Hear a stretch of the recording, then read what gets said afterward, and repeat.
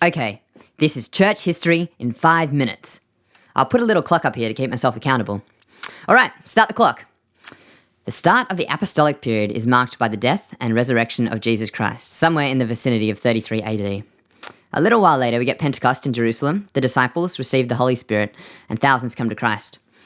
On the way to the city of Damascus, Saul is miraculously converted, and so stunned is he by the event that he forgets how to spell and is known hereafter as Paul. More significantly, he becomes an apostle and takes the gospel to the Gentiles. Okay, now to the post-apostolic period, where we see some serious persecution begin. Emperor Nero felt a bit hot under the collar because he had a beard which only went under his chin, and also because the Great Fire of Rome was blamed upon him in 64 AD. So naturally, he passed the blame to those he despised and wanted to get rid of, those now called Christians at the time. He did a whole lot of terrible things to them, which I won't draw in my bad sketchy style for fear of trivializing them. Notable early bishops of this period include Polycarp of Smyrna, not to be confused with Magikarp of Pokemon, Clement, Irenaeus, Ignatius of Antioch, Tertullian, and Justin Martyr. And these lovely bearded and haloed fellows are called the early church fathers. They were key in setting up the church and holding it to true faith and identifying the early canon. All the bishops were martyred. Now to late antiquity, which Wikipedia tells me just means very old, so now to the late very old times. We get Emperor Constantine as the first Christian emperor of Rome in 312 AD, who stops the persecution of the church. He also summoned the Council of Nicaea, the first ecumenical council, to deal with the Arian controversy. But they did some other good stuff, like issue the Nicene Creed.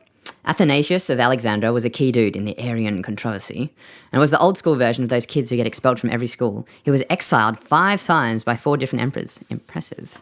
In the middle of the 4th century, we have the Cappadocian Fathers, namely Basil the Great, Basil's brother Gregory of Nyssa, not to be confused with his close friend and fellow Cappadocian father Gregory of Nazianzus. These guys lived in the region of modern-day Turkey and advanced development of some early church theology, like the doctrine of the Trinity.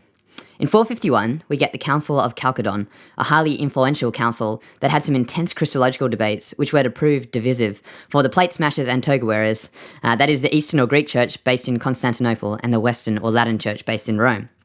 Okay, we need to pick things up a bit. The early Middle Ages, we get a lot of missionary activity into modern Scotland, Ireland and Wales from Roman Britain.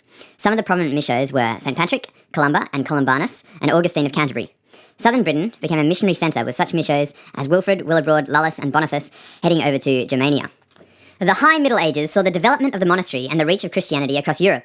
Naturally, this brought cultural and linguistic differences, which combined with doctrinal matters such as the filioque and the nature of papal primacy led to the Great East-West Schism in 1054, which separated the church into Western Catholicism and Eastern Orthodoxy. Later in this period were the Crusades, which were a series of military campaigns in the Holy Land against Muslim forces for the defence of Christians and expansion of Christian domains, sponsored by the papacy.